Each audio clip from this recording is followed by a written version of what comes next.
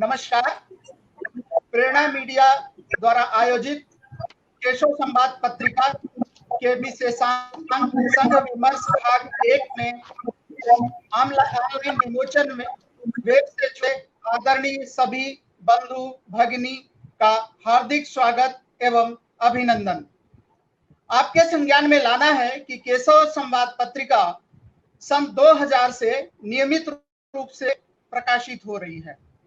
यह पत्रिका एक और जहां समाज जीवन से जुड़े समसामयिक विषयों के तथ्यपरक विश्लेषण के माध्यम से समाज के सामने मूर्धन्य विद्वानों के विचार को प्रस्तुत करती है, वहीं दूसरी ओर यह संघ के विचार, राष्ट्रीयता, भारतीय संस्कृति एवं समाज में ज्येष्ठ श्रेष्ठकर्ताओं द्वारा किए जाने वाले प्रयास के माध्यम से सकारात्मक डिस्कोर्स सामने लाती है।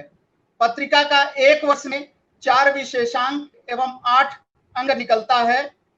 यह विशेषांक राष्ट्रीय स्वयंसेवक संघ के विचार, कार्य पद्धति, समाज सेवा एवं समाज जागरण के विभिन्न आयामों को लेकर विद्वानों के गहन शोध एवं अध्ययनों पर प्रकाशित होने वाले लेखों का संग्रह है। 70 पृष्ठ की इस पत्रिका में कुल 25 शोधपरक प्रामाणिक लेख हैं। आज इसके 2 भागों में से एक भाग का ऑनलाइन विमोचन किया जा रहा है। आज के विमोचन कार्यक्रम के अतिथि अपने क्षेत्र के स्वनाम धन्य विद्वान हैं, जिनका परिचय कराना सूर्य को दीपक दिखाने के समान है। फिर भी मैं आप लोगों के स्मरणार्थ उनका संक्षिप्त परिचय दे रहा हूं। आज के कार्यक्रम के अध्यक्ष प्रोफेसर कामेश्वर नाथ सिंह जी वर्तमान में उत्तर प्रदेश राजर्षि टंडन मुक्त विश्वविद्यालय प्रयागराज के माननीय कुलपति जी हैं। आप विश्व प्रसिद्ध भूगोलविद्ता, शिक्षाविद एवं प्रख्यात समाजसेवी हैं। आप अनेक राष्ट्रीय एवं अंतर्राष्ट्रीय पुरस्कारों से सम्मानित किए जा चुके हैं। आप गोरखपुर विश्वविद्यालय में भूगोल विभाग के विभागाध्यक्ष, प्रोफेसर एवं अनेक शैक्षणिक एवं प्रशासनिक पदों पर अपना महत्वपूर्ण योगदान दे चुके हैं। आपका हार्दिक स्वागत एवं वंदन। आज के मुख्य अतिथि के रूप में हमें श्री नरेंद्र ठाकुर जी का सानिध्य प्राप्त हो रहा है। आप राष्ट्रीय स्वयंसेवक संघ के पूर्णकालिक प्रचारक रहते हुए अनेकों दायित्वों का सफलतापूर्वक निर्वहन कर चुके हैं। संप्रति आप राष्ट्रीय स्वयंसेवक संघ के अखिल भारतीय सह प्रचार प्रमुख का दायित्व निभा रहे हैं। भाई साहब, आपका स्वागत एवं अभिनंदन।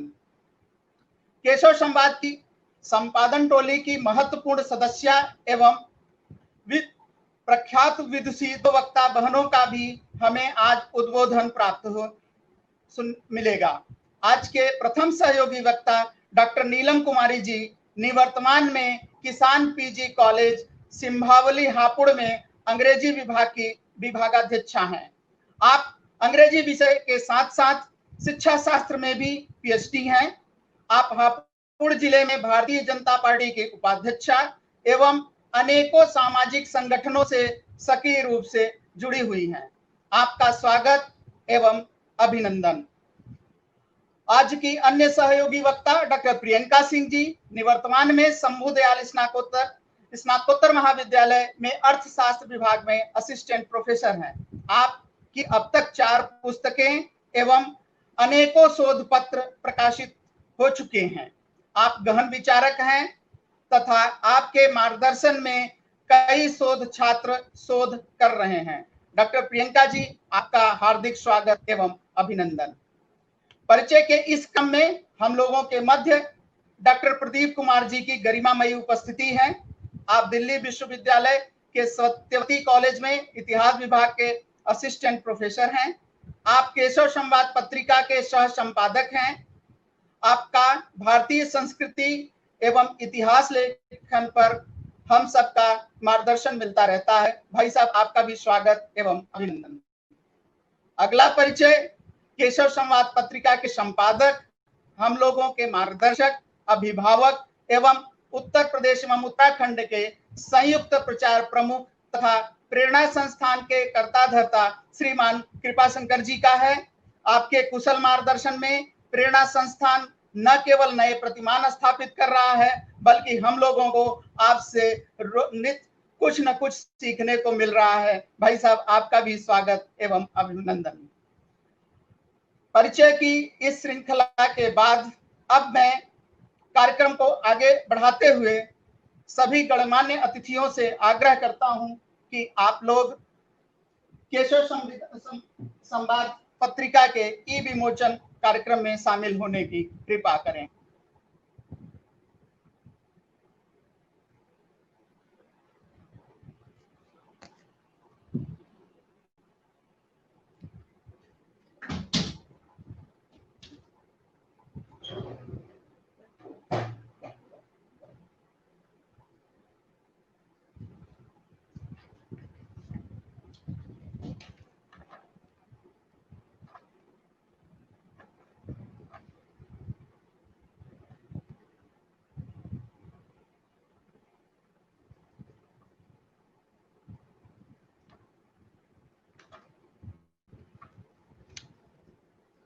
विमोचन के लिए आप सभी अतिथियों का धन्यवाद एवं आभार।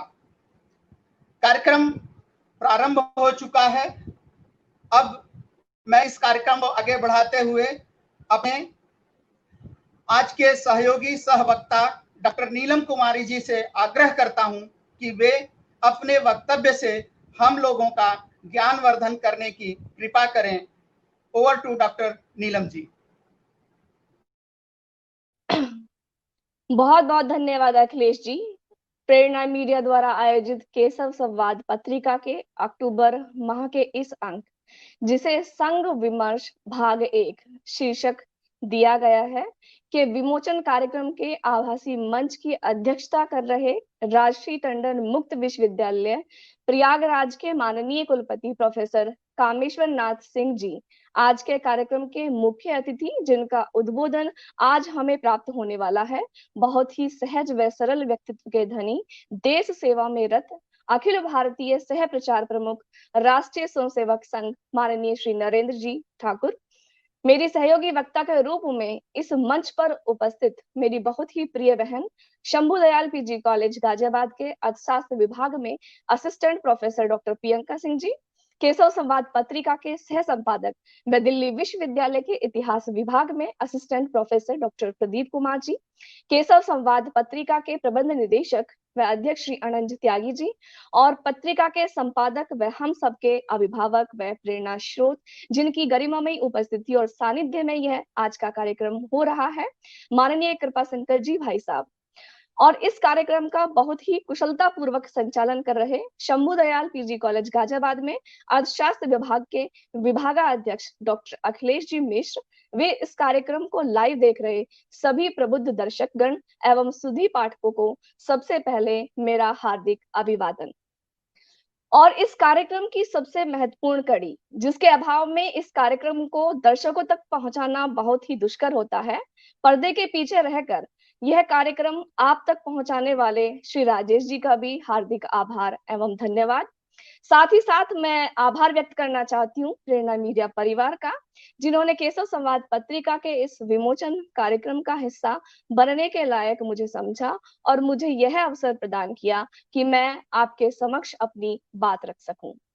नमस्ते सदा वत्सले मातृभूमे त्वा हिंदू भूमे सुखम वर्धितो हम, महामंगले पुण्य भूमे त्वदर्थे पतत्वेश कायो नमस्ते नमस्ते। सर्वप्रथम परम वात्सल्यमयी माँ भारती को नमन करते हुए आप सभी की गरिमामयी उपस्थिति को प्रणाम करती हूँ। वैसे तो केशव संवाद पत्रिका का प्रकाशन प्रति माह होता है और प्रत्येक अंक अपने आप में एक विशेषांक होता है, लेकिन अभी अभी केशव संवाद पत्रिका के जिस अंक का विमोचन आप सभी के समक्ष हुआ है, यह अंक अपने आप में एक विजनरी डॉक्यूमेंट है। पत्रिका के संपादक मंडल ने इस अंक को संघ विमर्श का शीर्षक दिया है। संघ विमर्श एक अंक में बांधा नहीं जा सकता, अतः यह संघ विमर्श भाग 1 है। केशव संवाद पत्रिका का यह अंक अपने आप में अनूठा और अनोखा है। यह सभी सुधी पाठकों के लिए और सभी आमजनों के लिए एक मील का पत्थर साबित होगा।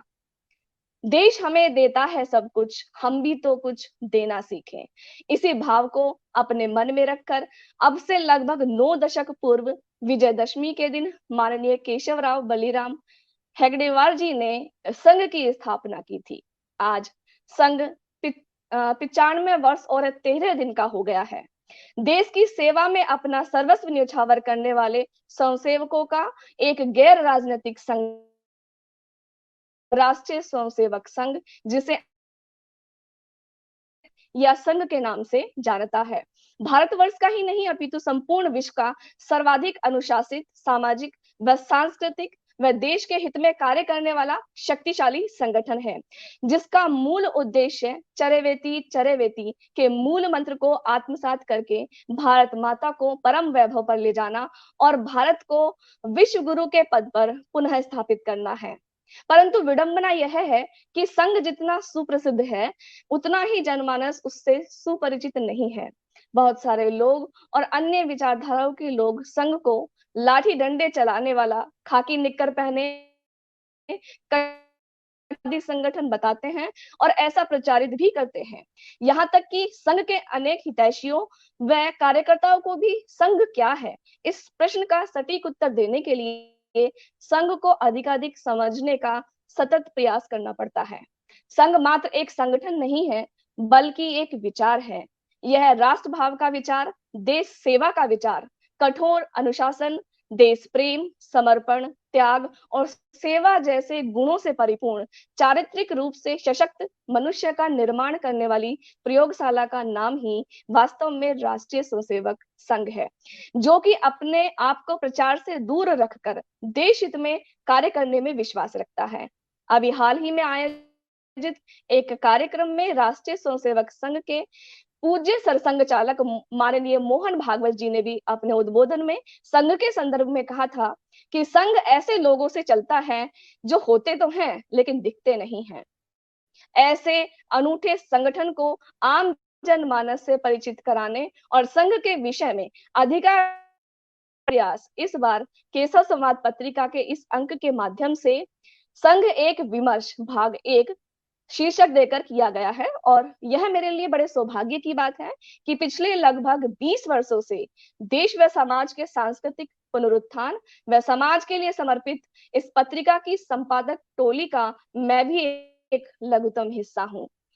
सामान्यतः संघ को केवल राष्ट्रभक्ति से ओतप्रोत हिंदूवादी कट्टरवादी संगठन कहा जाता है, परंतु चाहे सामाजिक सुरक्षा का क्षेत्र हो या सामाजिक समरसता का, चाहे सेवा का क्षेत्र हो या सामाजिक संस्कार का, देश पर आए दैवीय या मनुष्यकृत संकट का प्रश्न हो या विघटनकारी शक्तियों से संघर्ष का, हर क्षेत्र में संघ अपने जन्म के काल से ही सक्रिय रहा है।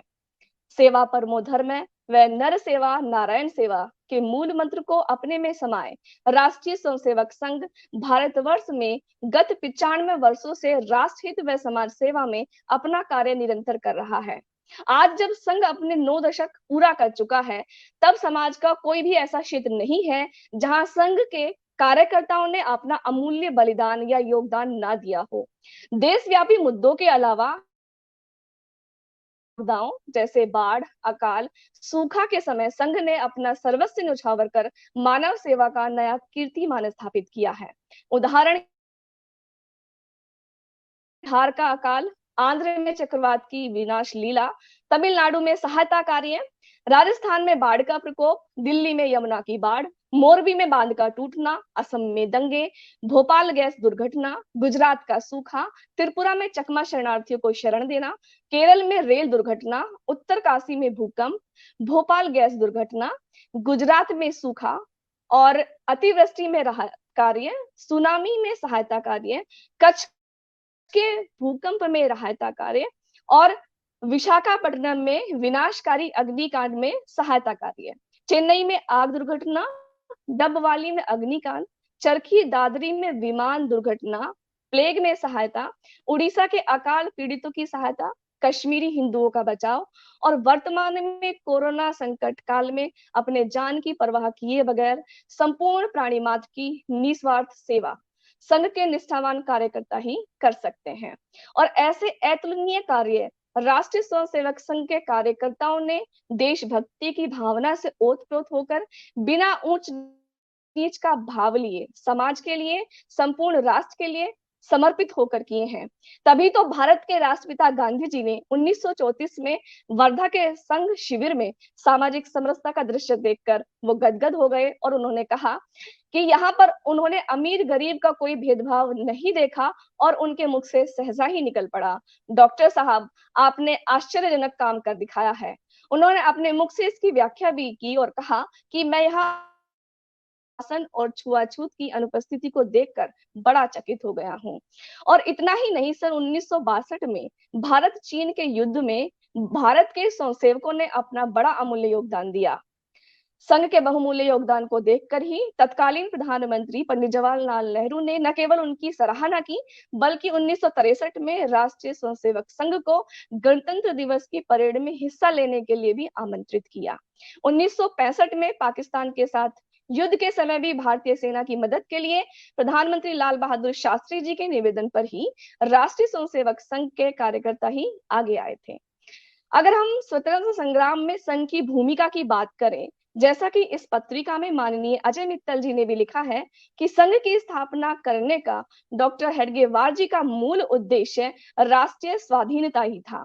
चाहे वह सत्याग्रह आंदोलन हो, भारत छोड़ो आंदोलन हो या फिर आजाद हिंद फौज के गठन में सहयोग करना हो, जहां एक उन्होंने भारत को स्वतंत्र कराने के लिए संघ ने सक्रिय भूमिका निभाते हुए अंग्रेजों की लाठियां और गोली और भारत माता के सीने 1947 का भारत विभाजन, जिसका दंश हम आज तक झेल रहे हैं। इस मानवीय त्रासदी में 20 लाख से अधिक लोग मारे गए और लगभग 2 करोड़ लोगों को अपना घर बार छोड़ना पड़ा। ऐसे में स्वयंसेवक संघ के स्वयंसेवक ही थे जो देवदूत बनकर आगे आए, जिन्होंने अपनी जान की बाजी लगाकर वहां फंसे बंधुओं, बहनों व बच्चों को दुराचार व हिंसा से बचाने का प्रयास किया। इसके अलावा पाकिस्तान में फंसे लोगों को यथासंभव भारत पहुंचाने का कार्य भी किया गया और कहते हैं कि लगभग 400 स्वयंसेवक पाकिस्तान से लौटकर कभी वापस ही नहीं आ पाए। अंग्रेजी भाषा में now it can be told नामक पुस्तक का प्रकाशन हुआ, जिसे प्रोफेसर A.N. बाली ने लिखा था। इस पुस्तक में संघ के स्वयंसेवकों की इस भूमिका का बड़ा ही हृदय स्पर्शी वर्णन मिलता है, जिसमें लिखा है कि स्वयंसेवकों ने समूचे पश्चिमी पंजाब में हत्यारे मुजाहिदों से हिंदू भाइयों और बहनों के रक्षा करने में अपनी महत्वपूर्ण भूमिका निभाई थी। प्रोफेसर बाली लिखते हैं कि राष्ट्रीय स्वयंसेवक संघ के उन कर्मवीरों को अगर हम भुला दें जिन्होंने अपने प्राणों पर खेलकर उनकी रक्षा की थी, तो उनका प्रलाप कौन सुनेगा। अंत में बाली जी लिखते हैं कि पश्चिमी पाकिस्तान से आए शरणार्थी आज भारत में चाहे कहीं भी हो, बिना किसी अपवाद के सबके सब राष्ट्रीय स्वयंसेवक संघ के आभारी हैं। जब सबने उनका साथ छोड़ दिया, तब ऐसे समय में अकेले संघ ने उनका साथ दिया था। संघ के स्वयंसेवकों का बिना जाति धर्म के भेदभाव किए बिना सेवा भाव का उत्कृष्ट उदाहरण मोरवी मच्छुबान टूटने पर मिलता है। जब राजकोट के राहत शिविर में अटल बिहारी वाजपेयी जी गए, तो वहां पर कुछ मुसलमान भाइयों ने बताया कि यदि आरएसएस हमारी मदद के लिए नहीं आता तो हम जिंदा ही नहीं बचते। इसी प्रकार 6 फरवरी 1967 को एक ऐसे ही अकाल पीड़ित सहायता केंद्र का उद्घाटन करते समय जयप्रकाश जी ने कहा कि संघ के स्वयंसेवकों की निस्वार्थ सेवा ही उसकी बराबरी कोई नहीं कर सकता, यहाँ तक कि देश का प्रधानमंत्री भी नहीं। अगर हम बात करें नवंबर 1977 में आंध्र के चक्रवात की, तो राष्ट्रीय स्वयंसेवक संघ के निस्वार्थ व निष्ठावान कार्यकर्ता ही थे जो उनका कार्य इतना प्रभावशाली था कि श्रीमती इंदिरा गांधी जी ने भी अपने कांग्रेस जनों को फटकार लगाते हुए कहा कि मैं यहाँ देख रही हूँ केवल संघ के कार्यकर्ता ही पीड़ित क्षेत्रों में कार्य करते दिखाई दे रहे हैं। संघ के रचनात्मक कार्यों से वयोवृद्ध नेताजी तो इतने प्रभावित हुए कि उन्होंने आरएसएस की नवीन व्याख्या करते हुए और निस्वार्थ कार्य के कारण उसे एक नया नाम दे दिया, रेडी फॉर सेल्फलेस सर्विस, अर्थात निस्वार्थ सेवा के लिए सदैव तत्पर। यहाँ पर अब मैं कुछ समाचार पत्रों का उल्लेख करना जरूर चाहूंगी जिन्होंने संघ के वास्तविक स्वरूप को उजागर करने का उस समय भी प्रयास किया। हिंदुस्तान टाइम्स दिल्ली ने 25 अगस्त 1979 के अपने संपादकीय में लिखा कि जहां कुछ विरोधी दल इस आपदा से राजनीतिक लाभ उठाने का प्रयास कर रहे हैं, वहां राष्ट्रीय स्वयंसेवक संघ ने इस बारे में एक ज्वलंत उदाहरण प्रस्तुत किया है कि ऐसी घड़ी में स्वैच्छिक अभिकरण क्या कर सकते हैं। दर्जनों सहायता शिविरों में तो स्वयंसेवकों ने काम किया ही, घर पर लौटते समय भी पीड़ितों की सहायता की। इसके अतिरिक्त शवों को उठाकर उन्होंने उनका दाह संस्कार किया। कोई और होता तो उनको छूता भी नहीं। मानवता का कष्ट हरण एक ऐसा प्रयास है जिसमें न तो किसी विचारधारा और न ही किसी भावना के लिए कोई स्थान है। जो राजनेता दुर्घटना स्थल का तूफानी दौरा करते हैं, कम से कम इतना तो कर ही सकते हैं कि स्वेच्छा से लोगों की सहायता करने वालों को तत्पर अभिकरणों को निर्बाध रूप से काम करने दें और न उनकी आलोचना कर उनका मजाक उड़ाए। यहाँ पर एक बात और उल्लेखनीय है कि राष्ट्रीय स्वयंसेवक संघ ने मानवता की सेवा को सदैव ही सर्वोच्च माना है। इलस्ट्रेटेड वीकली के संपादक श्री एम.वी. कामत जी की टिप्पणी थी कि आप संघ के बारे में चाहे कुछ भी कह लें, परंतु जब तक उनके सामने देशवासियों की सेवा का प्रश्न आता है तो वह तत्काल अपनी बाहें चढ़ाकर स्वेच्छा से हर कार्य में जुट जाते हैं और बदले में कुछ नहीं चाहते। मद्रास के तुगलक ने भी लिखा है कि मोरवी के लोग स्वयंसेवकों को अपना देवता तुल्य समझते हैं। इस प्रकार से मानव हित में कार्य करते हुए राष्ट्रीय स्वयंसेवक संघ मानव से देवता कैसे बन गए, यह उदाहरण आप सबके समक्ष है। दिनांक 8 जुलाई 1988 को दोपहर बाद केरल में जब भयंकर रेल दुर्घटना घटी तो डूबते लोगों की रक्षा करने के लिए साहसिक प्रयास करने के लिए सर्वप्रथम पहुंचने वाले संघ के कार्यकर्ता ही थे। दिनांक 12 जुलाई 1988 के प्रमुख मलयालम दैनिक मातृभूमि में लिखा है कि जहां सभी लोग हिचक रहे थे, सबने अपनी नाक पकड़ ली थी, वहां सबों ने जल में डूबे हुए शवों को उठाया। विजयवाड़ा से प्रकाशित होने वाले दैनिक इंडियन एक्सप्रेस 22 सितंबर 1997 के अंक में संघ के स्वयंसेवकों की भूमिका को रेखांकित करते हुए लिखा है कि जब Hind corporation limited HPCL refinery टंकी में आग भड़की और अनेक लोग आग की चपेट में आ गए और जलकर राख हो गए, ढांचे ध्वस्त हो गए, तो मलबोशित शवों को निकालने का कार्य अधिकारियों ने नहीं बल्कि संघ के अनुशासित कार्यकर्ताओं ने किया। यह होता है मानवता की सेवा करने का जज्बा।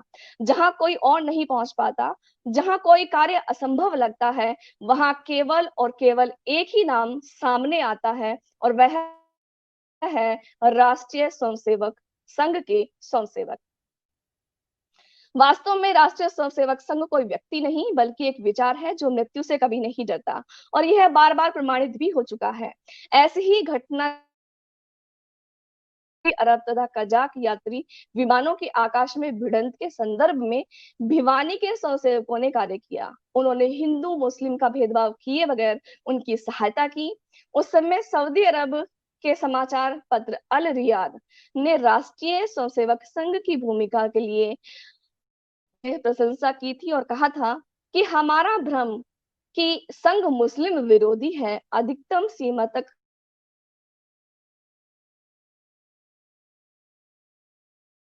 अपने पत्र प्रकाशित किए। 2019 में चीन से उत्पन्न कोरोना वायरस को अब तक की सबसे बड़ी महामारी के रूप में आंका जा रहा है, जिसमें न केवल भारत बल्कि विश्व त्राहिमाम कर रहा है।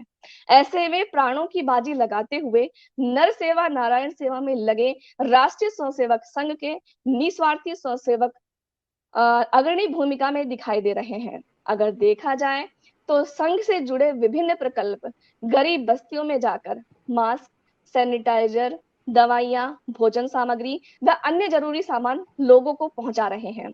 इस कोरोना महामारी के संकट काल में राष्ट्रीय स्वयंसेवक संघ द्वारा 23 अप्रैल 2020 तक पूरे भारतवर्ष में 725 सेवा स्थानों पर 3,08,9 स्वयंसेवकों द्वारा 33,75,664 परिवारों को राशन किट, 2,16,82,540 भोजन पैकेट तैयार कर 3,76,200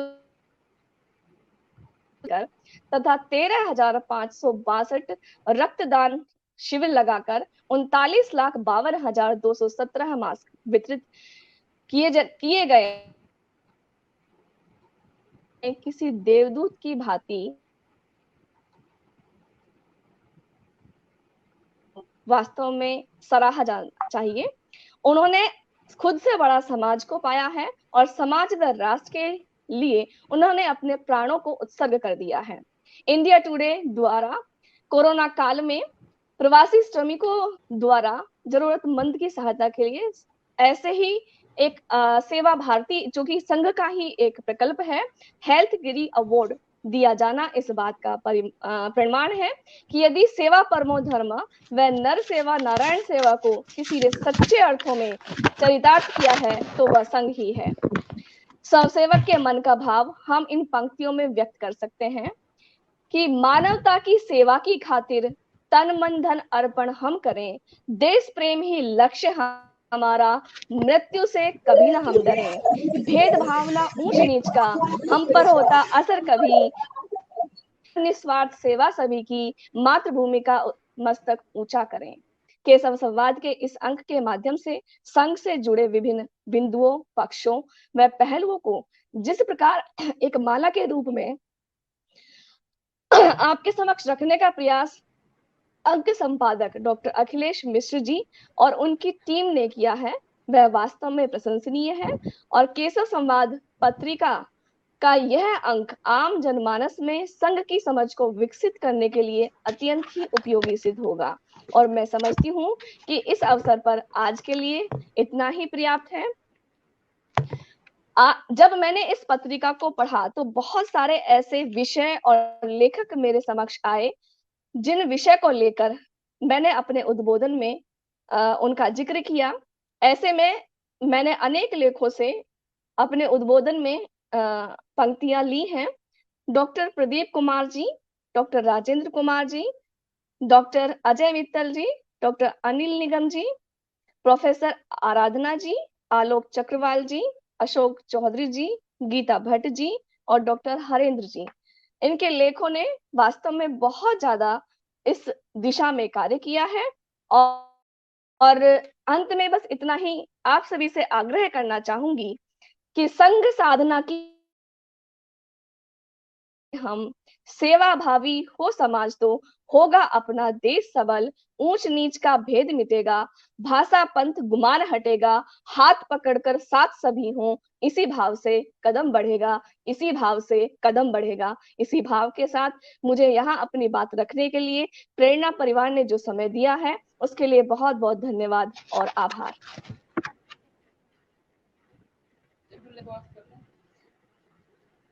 बहुत बहुत धन्यवाद डॉक्टर नीलम बहन जी, लेखों का इतना बढ़िया रिव्यू करने के लिए और इस विशेषांक में रुचि जगाने के लिए आपने कुछ छोटे छोटे उदाहरणों से संघ का एक जो आइस वर्क कहते हैं कि छोटा सा परिचय देने की कोशिश की। संघ अनंत है, संघ अनादि है और उसको जानने के लिए आपको बहुत कुछ अध्ययन करना है और आपके लेख के माध्यम, आपके इस रिव्यू के माध्यम से इस पत्रिका को पढ़ने और रुचि जगी है पाठकों की। ऐसा लगेगा कि सबके हाथ में जल्दी हो और संघ को हम और बेहतर ढंग से जाने।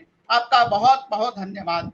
इस क्रम को अब आगे बढ़ाते हुए मैं आज के दूसरी सहवक्ता डॉक्टर प्रियंका जी से आग्रह करता हूं कि वे पत्रिका में आए लेखों के रिव्यू और अपने विचार प्रस्तुत करें। Over to doctor Priyanka ji. बहुत बहुत धन्यवाद सर। आज के इस पत्रिका विमोचन कार्यक्रम में उपस्थित आदरणीय नरेंद्र ठाकुर जी, आदरणीय प्रोफेसर कमेश्वर नाथ सिंह जी, डॉक्टर प्रदीप कुमार जी, डॉक्टर नीलम कुमारी जी और कार्यक्रम का सुंदर संचालन कर रहे और पत्रिका के अंक संपादक डॉक्टर अखिलेश मिश्र जी, लाइव देख रहे दर्शकों को मेरा हार्दिक अभिवादन। केसव संवाद पत्रिका के संपादक और हम सभी के मार्गदर्शक माननीय कृपाशंकर सिंह जी, जो इस कार्यक्रम में उपस्थित तो नहीं परंतु प्रत्यक्ष व अप्रत्यक्ष रूप से हम सभी का मार्गदर्शन करते रहते हैं, मुझे इस विमोचन कार्यक्रम में उपस्थित रहने का अवसर दिया, बहुत बहुत आभार। यस्तु सर्वाणि भूतानि सर्वभूतेषु च आत्ममाना। सृष्टि के जितने भी जीव हैं, सब में हम हैं, हम में सब है। यही भाव हिंदुत्व का है। हिंदुत्व राष्ट्र व सांस्कृतिक राष्ट्रवाद के विमर्श को समाहित करती हुई यह पत्रिका संघ विमर्श, जिसमें प्रकाशित प्रत्येक लेख ने संघ के इतिहास से लेकर वर्तमान को छुआ है। राष्ट्रीय स्वयंसेवक संघ की स्थापना की मूलभूत अवधारणा ही राष्ट्रीयता रही, जिसकी शुरुआत डॉक्टर केशवराव बलराम हेडगेवार जी ने विजयादशमी के दिन 1925 में की थी। संघ के नाम में ही राष्ट्रीय शब्द है, वह केवल राष्ट्र की चिंता करता है। इसी भाव को स्वयंसेवकों ने दृढ़ता प्रदान करते हुए राष्ट्र को प्राथमिकता दी और परिवार, जाति, संप्रदाय, मत, पंथ सब पीछे रह गए। उनकी यह भावना सांस्कृतिक क्रांति के रूप में परिलक्षित हुई और सांस्कृतिक राष्ट्रवाद को स्थापित किया। और इन्हीं बिंदुओं को डॉक्टर उर्वजा शर्मा जी ने अपने लेख में लिखा है। जहां तक सांस्कृतिक राष्ट्रवाद का प्रश्न है, इसका प्रयोग सर्वप्रथम वीर सावरकर जी ने किया था, जबकि पंडित दीनदयाल उपाध्याय जी ने इसे सर्वाधिक प्रचारित किया और राष्ट्रीय स्वयंसेवक संघ की मूल अवधारणा बना। एक कारवां सा बना और आगे चलता गया। सभी झंझावत व मुश्किलों को झेला, चाहे वह 1947 में अखंड भारत के विभाजन का समय हो, दंगे आपदा की स्थिति हो, स्वयंसेवक सदैव अपनी सनातन संस्कृति की रक्षा के लिए तत्पर रहे। कह सकते हैं कि जिस प्रकार सूर्य बिना किसी भेदभाव के समान रूप से अपनी छटा बिखेरता है और नदी भी एक भाव से जल पहुंचाती है, या यूं कहें कि प्रकृति समान समरसता के आधार पर अपने से मिलने वाला लाभ लोगों तक पहुंचाती है, उसी प्रकार राष्ट्रीय स्वयंसेवक संघ बिना किसी भेदभाव के जन जन के लिए खड़ा रहा। जैसा कि अभी सेवा कार्यों के लिए नीलम जी ने भी उदाहरण दिए हैं, स्वयंसेवक सदैव समाज के लिए एक उदाहरण प्रस्तुत किया और ये तभी संभव हो सका जब स्वयंसेवकों ने स्वयं को अनुशासित रखते हुए सामाजिक चेतना का काम करते रहे। एक उदाहरण देके मैं इस बात को स्पष्ट करना चाहूंगी कि चेन्नई में बाढ़ से एक मकान गिर रहा था और उस पर एक लड़की फंसी हुई थी। स्वयंसेवकों ने देखा और उसे बचाने के लिए उनकी तरफ आने लगे। जब लड़की ने उन्हें अपनी तरफ आते हुए देखा तो वह पानी में कूद पड़ी। स्वयंसेवक भी पानी में कूदकर उस लड़की को बाहर निकाला और उसकी जान बचाई। होश में आने पर उससे पूछा कि जब हम तुम्हें बचाने आ रहे थे तो पानी में छलांग क्यों लगाई? इस पर वह बोली कि वह मुस्लिम है और उसे बताया जाता है कि आप जैसी वेशभूषा वाले, क्योंकि स्वयंसेवकों ने अपनी यूनिफॉर्म पहनी थी, आप जैसी वेशभूषा वाले लोग राक्षस होते हैं और हमें बहुत ही नकारात्मक बातें बताई जाती हैं, लेकिन आप लोगों ने तो मेरी जान बचाई। स्वयंसेवक बिना किसी भेदभाव के जिसको सबसे अधिक जरूरत है वहां प्राथमिकता देते हैं। और ऐसे ही डॉक्टर विशेष गुप्ता जी ने अपने लेख में स्पष्ट रूप से व्यक्त किया है कि संघ में जाति, पंथ, संप्रदाय, समुदाय व रंग देखकर सेवा का चलन नहीं। जो संकट में है, वंचित है, पीड़ित है, उसकी सेवा करना संघ की परिधि में आता है। उसकी पूजा पद्धति व संप्रदाय चाहे जो हो, संघ उनकी सेवा करने से परहेज नहीं करता। उदाहरण के लिए यदि कहें कहीं सेवा कार्य अगर संपन्न हो रहा है और वह मुस्लिम समाज की वहां संख्या अधिक है, तो वे संघ के सेवा कार्य का लाभ लेते हैं। देश हमें देता है सब कुछ, हम भी तो कुछ देना सीखें। इसी भाव के साथ सामाजिक समरसता का कार्य संघ करता है। जिस प्रकार एक स्वस्थ मानसिकता वाले परिवार के सभी सदस्य परिवार के मुखिया की सुनते हैं और भिन्नता होने पर अनुशासित लोकतांत्रिक तरीके से अपनी बात रखते हैं, परिवार का मुखिया भी सकारात्मक सोच के साथ उन सभी बातों को सुनता है और गुनता है और उपयुक्त निर्णय लेता है और परिवार को एकमत करते हुए उसे सुदृढ़ता प्रदान करता है। ठीक उसी प्रकार राष्ट्रीय स्वयंसेवक संघ भी कार्य करता है। डॉक्टर हेडगेवार जी ने सामूहिक नेतृत्व, सामूहिक उत्तरदायित्व व आम सहमति के आधार पर निर्णय लेने की परंपरा को स्थापित किया। अपने इस पत्रिका में लेख के माध्यम से माननीय सूर्य प्रकाश टोंग जी ने अपने लेख में सारगर्भित रूप से व्यक्त किया है कि राष्ट्रीय सोच के अनुसार व्यवहार करने वाले व्यक्ति का निर्माण संघ करता है और इसके आगे संघ कुछ और करता भी नहीं। यह वाक्य अपने आप में ही संघ के महत्व, उसकी जिम्मेदारी और राष्ट्र निर्माण के लिए उसके चिंतन को पूरी तरह परिभाषित कर दिया है। इससे आप स्वयं अंदाजा लगा सकते हैं कि राष्ट्रीय स्वयंसेवक संघ का उद्देश्य भारत को विश्व में सर्वश्रेष्ठ बनाना तथा विश्व में सामाजिक समरसता के भाव को दृढ़ता प्रदान करना है। क्योंकि व्यक्ति से राष्ट्र का निर्माण होता है और संघ राष्ट्र की इकाई व्यक्ति का निर्माण करती है। 2018 में दिल्ली में एक राष्ट्रीय स्वयंसेवक संघ द्वारा आयोजित एक कार्यक्रम में सरसंघचालक मोहन भागवत जी ने कहा कि संघ एक मेथोडोलॉजी है, वह व्यक्ति का निर्माण करती है। इसलिए हमको भेदमुक्त समाज चाहिए, समतायुक्त समाज चाहिए और शोषण मुक्त समाज चाहिए। उसके साथ ही साथ स्वार्थ रहित समाज चाहिए। इसी दिशा में आगे बढ़ते हुए प्रत्येक स्वयंसेवक प्रतिदिन प्रार्थना में राष्ट्र को सर्वप्रथम और उच्चतम शिखर पर ले जाने का प्रण करते हैं। संघ ने न केवल अपने विचारों से प्रभावित किया बल्कि राष्ट्र हित के लिए समान विचार रखने वाले वैचारिक अवधारणाओं को आगे बढ़ाया। भारतीय दर्शन, संघ और बाबा साहब अंबेडकर के विचार आपस में एक दूसरे के साथ जुड़े हुए हैं और इसी विचार को अपने लेख में दर्शाते हुए डॉक्टर प्रवेश कुमार जी ने लिखा है कि अंबेडकर जी ने अपने पूरे जीवन काल में भारतीय दर्शन के विचार, सामाजिक समरसता के लिए कार्य किया। हेडगेवार जी ने हिंदू समाज के भीतर व्याप्त सामाजिक दोषों, खंडित और सामंती मानसिकता को सामाजिक व राष्ट्रीय अवनति का मूल कारण माना और इसी विचार को अंबेडकर ने भी माना।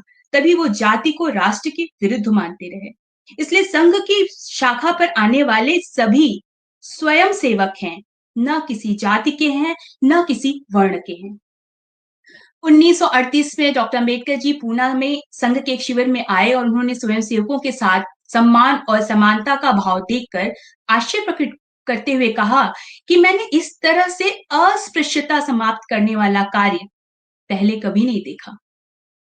समानता का भाव समाज में हो, ऐसी संघ की भावना रही। जाति का प्रश्न और राष्ट्रीय स्वयंसेवक संघ पर यशार्थ मंजुल जी ने अपने लेख के माध्यम से विस्तार से व्यक्त किया है। संघ राष्ट्रों की प्रतिद्वंदिता को नहीं मानती, बल्कि वसुधैव कुटुंबकम और विश्व बंधुत्व के मूल्यों के आधार पर राष्ट्रों में परस्पर सहयोग को पुष्ट करता है। इन्हीं बातों को डॉक्टर एस.एन. गुप्ता जी ने विदेशों में संघ विषय पर लिखा है कि प्रत्येक देश में हिंदू स्वयंसेवक संघ वहां के हिंदू समाज में हिंदू सांस्कृतिक मूल्यों को पुष्ट करता हुआ उस देश की उन्नति में भरपूर सहयोग देता है। इसके साथ ही समय के साथ मातृशक्ति की संघ में सक्रियता मातृशक्ति के प्रति संघ के दृष्टिकोण को प्रदर्शित करती है और इन्हीं बिंदुओं पर अनुपमा अग्रवाल जी ने अपने लेख में व्यक्त किया है। राष्ट्र निर्माण और समाज सेवा के क्षेत्र में महिलाओं के योगदान के समर्थक संघ के वर्तमान सरसंघचालक माननीय मोहन भागवत जी का मानना है कि महिलाओं के विकास और उत्थान का रास्ता तय करने या उनको मार्गदर्शन करने की सामर्थ्य पुरुषों में नहीं हो सकती। पुरुषों को इस अहंकार से बाहर निकलना चाहिए कि वे महिलाओं के लिए कुछ कर रहे हैं। महिलाओं में सृजन पालन की ताकत होती है। साथ ही उन्होंने कहा कि महिलाओं का व्यक्तित्व बहुआयामी होता है, वह एक साथ कई कार्य आसानी से कर सकती हैं। संघ का आर्थिक चिंतन पाश्चात्य विचार द्वारा प्रतिपादित व्यक्ति केंद्रित एकांगी विचार न होकर वसुधैव कुटुंबकम व सर्वे भवन्तु सुखिनः को सुनिश्चित करने वाली व्यवस्था को प्रेरित करता है।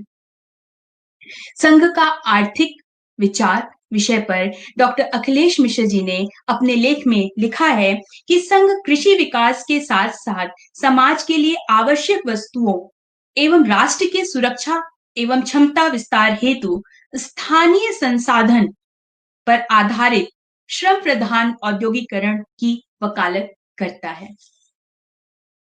स्वामी विवेकानंद जी के इस विचार के साथ मैं अपनी वाणी को विराम देती हूं कि किसी भी कार्य करने के लिए तुरंत उठो, जागो और तब तक नहीं रुकना जब तक लक्ष्य हासिल ना हो। राष्ट्रीय स्वयंसेवक संघ इन्हीं वाक्यों को चरितार्थ करता है और सामाजिक चेतना और सामाजिक समरसता को फैलाने का, उसमें प्रचारित करने का कार्य करता है। बहुत बहुत धन्यवाद।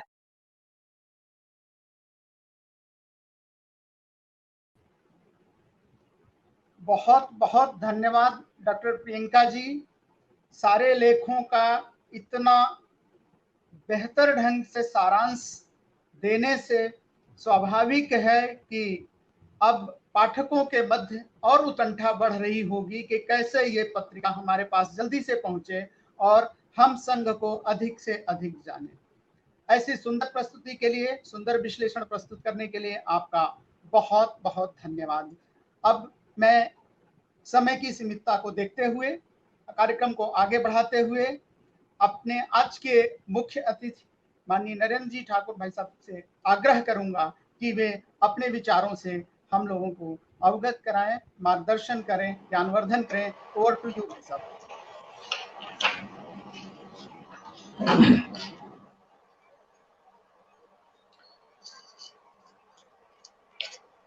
केशव संवाद पत्रिका के इस संघ विमर्श भाग 1 अंक के विमोचन के अवसर पर इस वर्चुअल कार्यक्रम की अध्यक्षता कर रहे माननीय कुलपति राजऋषि टंडन मुक्त विश्वविद्यालय प्रयागराज आदरणीय प्रोफेसर KN सिंह जी, इस कार्यक्रम में सहयोगी वक्ता के रूप में आदरणीय बहन डॉक्टर नीलम कुमारी जी, डॉक्टर प्रियंका सिंह जी, इस अंक के संपादक उत्तर प्रदेश उत्तराखंड के प्रचार प्रमुख आदरणीय श्री कृपाशंकर जी, सह संपादक डॉक्टर प्रदीप जी और कार्यक्रम का संचालन कर रहे आत्मीय डॉक्टर अखिलेश मिश्र जी, और इस कार्यक्रम को देश भर में लाइव सुन रहे आत्मीय बंधु भगिनी। केशव संवाद पत्रिका यह निरंतर ऐसे अनेक विषयों पर समाज को जानकारी पहुंचाने के लिए समय समय पर अंक प्रकाशित करती है। इसी कड़ी में यह संघ विमर्श जो अंक प्रकाशित किया है, वास्तव में यह संघ की विभिन्न प्रसंगों पर, विभिन्न विषयों पर उस भूमिका को समझने के लिए ये एक प्रयास है। इस अंक के माध्यम से संघ का विचार, संघ की पद्धति, संघ का उद्देश्य, लक्ष्य क्या है, इसकी जानकारी यह सुधी पाठकों को अवश्य मिलेगी। राष्ट्रीय स्वयंसेवक संघ आज भारत का ही नहीं, तो पूरी दुनिया का यह चर्चा का विषय है। उसका कारण राष्ट्रीय स्वयंसेवक संघ का निरंतर विस्तार, संघ का प्रभाव क्षेत्र बढ़ना और जैसा पूर्व वक्ताओं ने कहा कि देश समाज पर किसी भी प्रकार का संकट यह आता है तो उस समय राष्ट्रीय स्वयंसेवक संघ के कार्यकर्ता ये समाज के सहयोग और सेवा के लिए और हमेशा खड़े रहते हैं। इस कारण से जब संघ के कार्यकर्ताओं को, स्वयंसेवकों को समाज प्रत्यक्ष अपने बीच में इस प्रकार के हर प्रकार के संकट में वो खड़ा हुआ दिखता है तो संघ के प्रति समाज की देखने की दृष्टि बदल जाती है। संघ को नजदीक से देखने और समझने का अवसर ये लोगों को मिलता है। इसलिए संघ के बारे में लोगों की आस्था, श्रद्धा और लगातार ये सहयोग भी ये बढ़ता जाता है। इसलिए संघ कार्य का विस्तार भी ये नए नए क्षेत्रों के अंदर ये होता है। इस समय अगर हम संघ कार्य के प्रत्यक्ष विचार करते हैं तो पूरे देश भर में 60,000 से अधिक स्थानों पर संघ की प्रत्यक्ष ऐसा कार्य चलता है। और ये जो उस प्रत्यक्ष कार्य के माध्यम से कार्यकर्ता तैयार होते हैं, ये सब कार्यकर्ता समाज जीवन के भिन्न भिन्न क्षेत्रों के अंदर ये सक्रिय होते हैं। आज समाज जीवन का कोई ऐसा क्षेत्र नहीं है जहां पर संघ का स्वयंसेवक संघ विचार से प्रेरणा लेकर के और सामाजिक प्रश्नों के समाधान के लिए काम नहीं करता है। वो शिक्षा का क्षेत्र हो, स्वास्थ्य का क्षेत्र हो, आर्थिक क्षेत्र हो, मजदूरों का क्षेत्र हो, कृषि का क्षेत्र हो, ऐसे उद्योगों का क्षेत्र हो, सेवा का क्षेत्र हो, ऐसे जब हम विचार करते हैं तो आज लगभग 40 से अधिक संगठनों के माध्यम से स्वयंसेवक नगरों से लेकर के, झुग्गी झोंपड़ी बस्तियों से लेकर के और दूरस्थ ऐसे जनजातीय क्षेत्रों में अपना संघ का कार्यकर्ता किसी न किसी रूप में वहां पर सेवा कार्य, समाज के उत्थान के लिए ये काम करता है। ऐसे अगर हम विचार करेंगे तो संघ के स्वयंसेवक जो स्थायी रूप से पूरे देश भर के अंदर सेवा के कार्य चलाते हैं, समाज के स्वावलंबन के लिए, आत्मनिर्भरता के लिए, वो स्व के आधार पर अपने पैरों पर खड़े हों, तो ऐसा अगर विचार करते हैं तो हर क्षेत्र के अंदर और 1.5 लाख से अधिक सेवा कार्य ये स्थायी रूप से स्वयंसेवकों के द्वारा और समाज के भिन्न भिन्न वर्गों के बीच में चलते हैं। जब हम संघ के भौगोलिक विस्तार की बात करते हैं तो लेह लद्दाख से लेकर के कन्याकुमारी तक और गुजरात के कच्छ से लेकर के और पूर्वोत्तर में अरुणाचल, मणिपुर तक ये संघ के प्रत्यक्ष कार्य जो है वो राष्ट्रीय स्वयंसेवक संघ के नाम से और स्वयंसेवक करते हैं। अब सेवा कार्यों की चर्चा आई तो पूर्व वक्ताओं ने उसका विस्तार से वर्णन किया है कि किसी भी प्रकार की आपदा हो, चाहे वो प्राकृतिक संकट हो, प्राकृतिक आपदा हो, बाढ़ है, भूकंप है, या कोरोना जैसी महामारी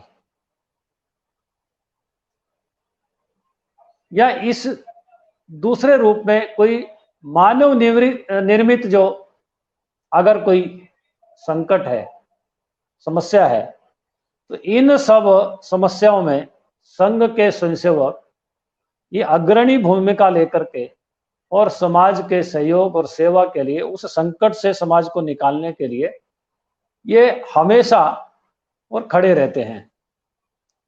कोरोना जैसी महामारी का चर्चा की है। वास्तव में ही संकट बड़ा विचित्र प्रकार का है।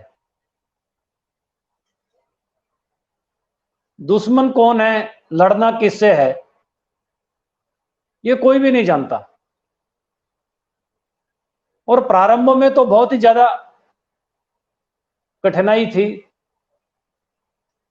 फिर भी संघ के स्वयंसेवक जब समाज को संकट दिखाई दिया तो उस समय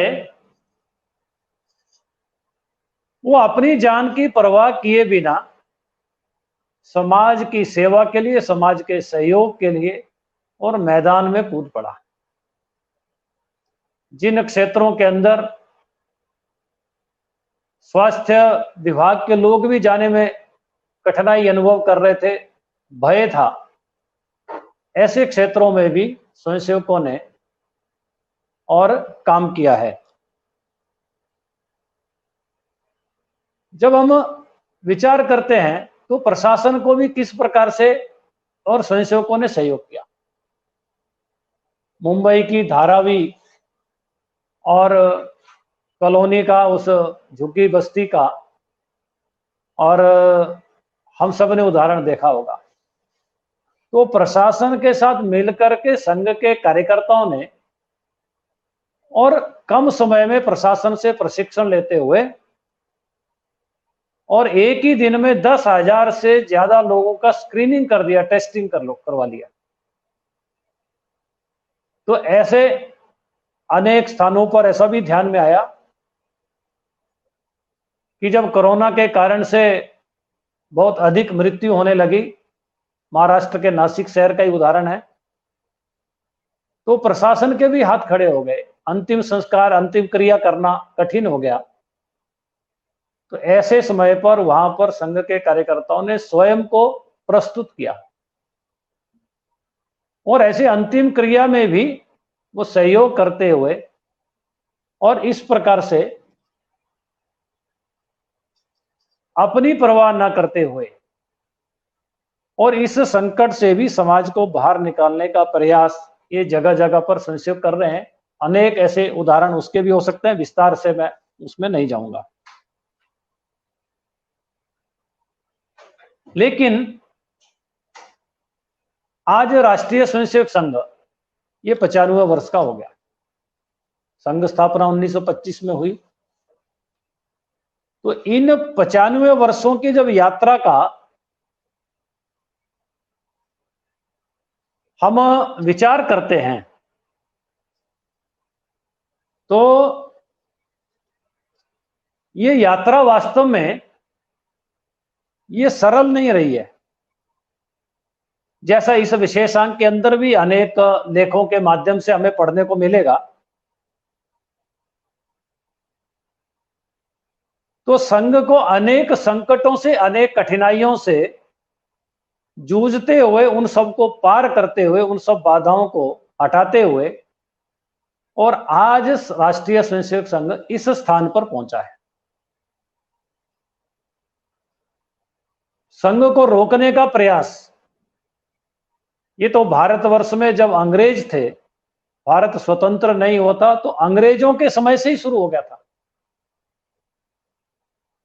सबसे पहले तो अंग्रेजों ने ही संघ के काम को बाधित करने के लिए प्रयास किया, लेकिन वो भी उसमें सफल नहीं हुए। स्वतंत्रता के बाद हम देखते हैं 1948 का प्रतिबंध संघ के ऊपर आया, जो बिना कारण के था। पूज्य महात्मा गांधी जी की हत्या का निराधार आरोप लगा करके राष्ट्रीय स्वयंसेवक संघ को समाप्त करने का प्रयास हुआ। लेकिन संघ के कार्यकर्ता उस समय भी अनेक मुसीबतों को झेलते हुए, अनेक कठिनाइयों को पार करते हुए, अनेक कष्टों को सहन करते हुए और अन्याय के सामने झुके नहीं। आखिर में सरकार को ही अपना निर्णय बदलना पड़ा और संघ को निर्दोष मुक्त होकर के और प्रतिबंध उसमें से हटाना पड़ा। उसके पश्चात 1975 का आपातकाल का दौर हमारे में से अनेक लोगों ने देखा होगा। उस समय भी राष्ट्रीय स्वयंसेवक संघ को कुचलने का, समाप्त करने का और प्रयास हुआ, लेकिन उसमें से भी और राष्ट्रीय स्वयंसेवक संघ बाहर निकला। 1992 में फिर से प्रतिबंध आया, लेकिन वो एक नाम मात्र का हम उसको कह सकते हैं। लेकिन जो पहले दो प्रतिबंध थे 1948 और 1975 आपातकाल का, इसमें वास्तव में ही अनेक कार्यकर्ताओं ने, अनेक स्वयंसेवकों ने और कष्ट सहन किए हैं। तो उसमें से राष्ट्रीय स्वयंसेवक संघ को बाहर निकाला है और तभी आज हम 95 वर्ष की इस यात्रा को और इस प्रभाव को देख पा रहे हैं। लेकिन संघ के कार्यकर्ता जिन्होंने अपने जीवन के तप से, त्याग से और जो अनेक कार्यकर्ताओं का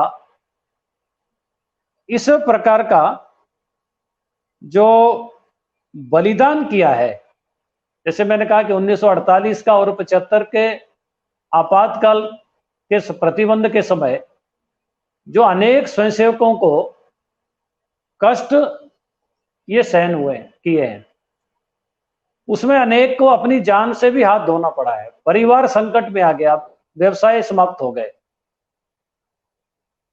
तो ऐसे सब कार्यकर्ताओं के त्याग और बलिदान के कारण से ही आज राष्ट्रीय स्वयंसेवक संघ का इस प्रकार का ये प्रभाव है। लेकिन इस प्रकार की ये जो प्रेरणा है संघ के कार्यकर्ताओं को, स्वयंसेवक को, ये कैसे मिलती है? संघ अपने लक्ष्य के नजदीक कैसे पहुंच रहा है, यह वास्तव में समझने का एक विषय है।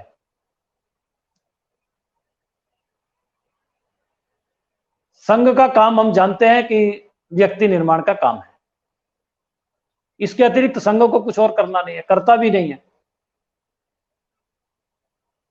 संघ ने अपने सामने एक स्पष्ट लक्ष्य ये रखा, जिसको हम हर रोज संघ का स्वयंसेवक अपनी प्रार्थना के अंदर दोहराता है।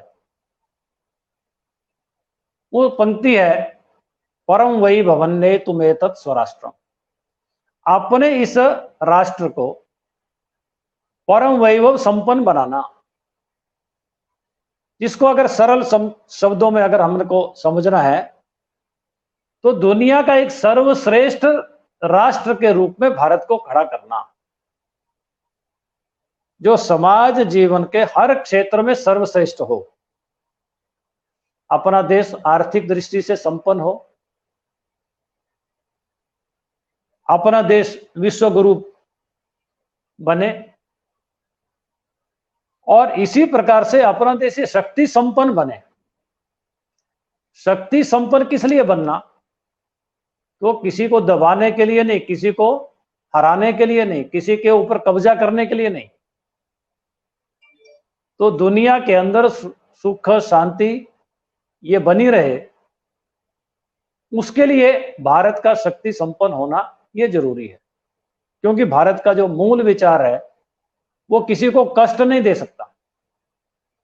इसलिए अगर भारत शक्ति संपन्न बनेगा तो दुनिया सुखी रहेगी, शांति से रहेगी। और कोई हमारी ओर टेढ़ी आंख करके न देख सके, इसलिए भी भारत का शक्तिशाली होना ये आवश्यक है। तो ऐसे समाज जीवन के हर क्षेत्र में दुनिया का अग्रणी राष्ट्र अपना बने, ये संघ ने अपने सामने लक्ष्य रखा। तो ये कैसे बनेगा? तो उसके लिए भारत के प्रत्येक व्यक्ति को उस प्रकार से बनना पड़ेगा। जब वो वैसा बनेगा तभी भारत जो है इस प्रकार का और राष्ट्र, परम वैभव संपन्नशाली राष्ट्र बन सकता है। इसलिए संघ प्रत्येक व्यक्ति के अंदर उस संस्कार देने की बात करता है, जिसको संघ में व्यक्ति निर्माण कहा। तो जब प्रत्येक व्यक्ति अनुशासित होगा, देशभक्त होगा, ईमानदार होगा, समाज के प्रति वो संवेदनशील होगा, तभी अपना ये समाज उस प्रकार का बनेगा और समाज वैसा होगा तो फिर अपना ये राष्ट्र जो है ये भी परम वैभव संपन्न राष्ट्र बनेगा। लेकिन ये व्यक्ति निर्माण होता कैसे है, ये समझना आवश्यक है। तो राष्ट्रीय स्वयंसेवक संघ ने उसके लिए एक पद्धति विकसित की जिसको हम दैनिक शाखा कहते हैं। 24 घंटे में से 1 घंटा हर रोज देश समाज के लिए देना और वो एक स्थान पर एकत्र होकर के इस प्रकार के संस्कार ग्रहण करना ताकि जीवन के अंदर अनुशासन आए, देशभक्ति आए, संस्कार आए।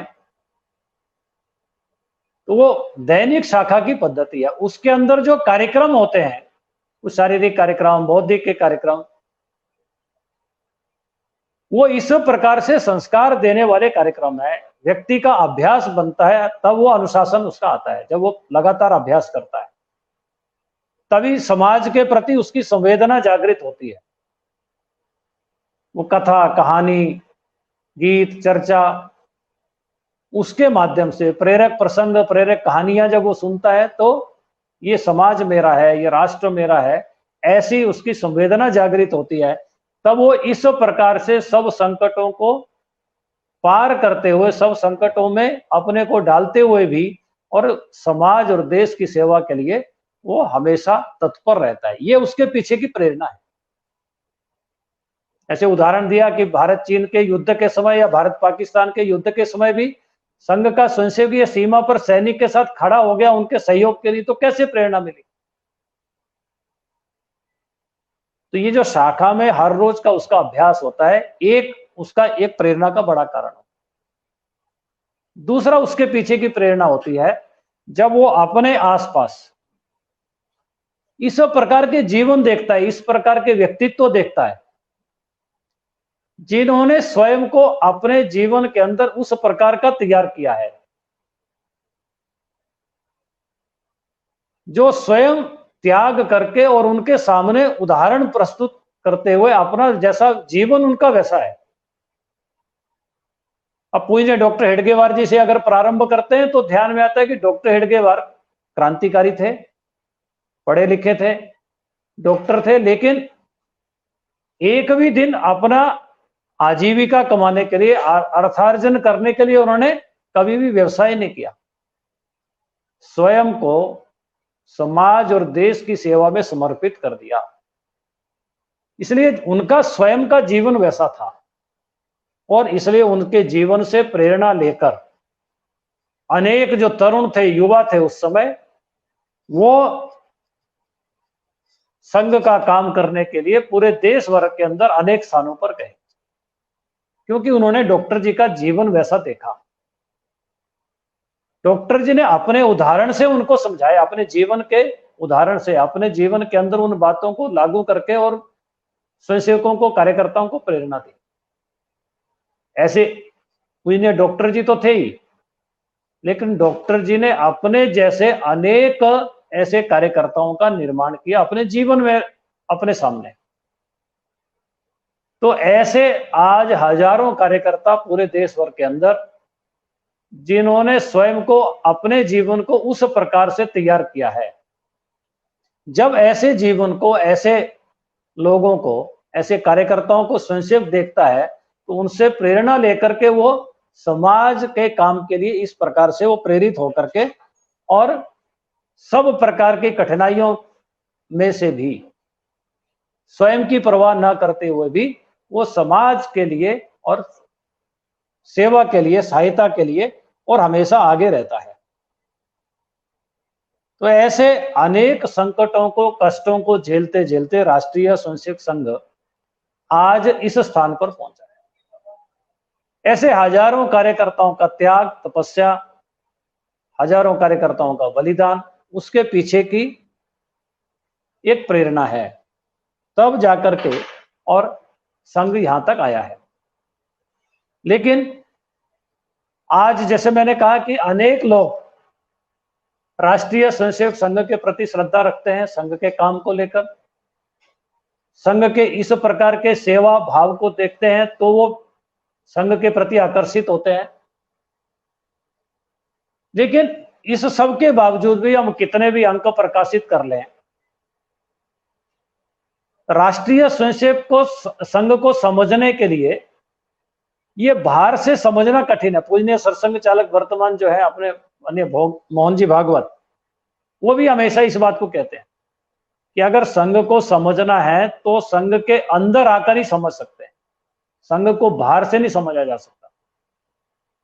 उसकी अगर अनुभूति लेनी है, अनुभव लेना है, तो संघ के अंदर आने पर प्रत्यक्ष काम करके उसको अनुभव लिया जा सकता है, उसको समझा जा सकता है। विशेषांकों के माध्यम से, लेख के माध्यम से, पुस्तक के माध्यम से कुछ जानकारी तो मिल सकती है, उसका विचार, सिद्धांत, पद्धति, ये तो थोड़ा जानकारी उससे मिल सकती है।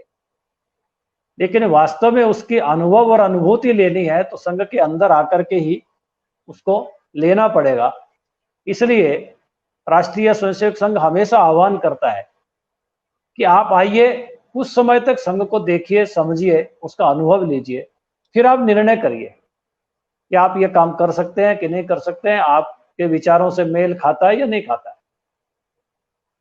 तो मुख्य बात, जो संघ से जुड़ना चाहते हैं, जो संघ को देखना समझना चाहते हैं, तो उनको संघ के अंदर आकर के ही उसका अनुभव लेना पड़ेगा, तभी संघ समझ में आता है। ये बाहर से समझ में आने वाला विषय नहीं है। इसलिए लोगों को लगता है कि संघ का काम बहुत कठिन है, इसलिए संघ के बारे में अनेक प्रकार के भ्रम जो हैं वो भी समाज में फैलाए जाते हैं। तो इन भ्रमों को अगर दूर करना है, उसको समझना है, तो संघ के अंदर आकर ही समझ सकते हैं, बाहर से नहीं। तो अपना ये जो केशव संवाद का जो विशेषांक है, ये संघ के बारे में सही जानकारी देने वाला तो सिद्ध होगा ही। मैंने भी कुछ लेख आज उसके देखे हैं, तो एक प्राथमिक जानकारी, कुछ थोड़ा संघ को समझने का, संघ के नजदीक जाने का, ये एक अच्छा प्रयास है। विभिन्न संकटों के समय, विभिन्न प्रकार की समस्याओं के समय संघ की भूमिका क्या रही, उसकी जानकारी देने वाला एक अच्छा विशेषांक है। और समाज के लिए कुछ करने की प्रेरणा इस विशेषांक को पढ़ने के बाद मिलेगी, इन लेखों को पढ़ने के बाद मिलेगी, ऐसा मैं मानता हूं। लेकिन संघ को जानने समझने के लिए, संघ कार्य का प्रत्यक्ष अनुभव, अनुभूति लेने के लिए आप सब लोगों से निवेदन कि आप संघ के नजदीक आइए, संघ के अंदर आइए, फिर उसके बाद उसको समझिए। लेकिन इस प्रकार के जो प्रयास हैं, ये भी संघ को जानने और समझने के लिए सफल हो सकते हैं और सफल होंगे ही। तो केशव संवाद पत्रिका के इस सारी जो संपादकीय टीम है, टोली है, उसने एक अच्छी मेहनत करके इस प्रकार का जो अंक प्रकाशित किया है, तो उन सबको मैं हार्दिक शुभेच्छा देता हूं। आगे का भाग 2 जो है वो भी इसी प्रकार से कड़ी मेहनत के बाद एक संघ को समझने के लिए और अच्छा सिद्ध होगा, प्रेरणा देगा, ऐसा एक अपेक्षा है।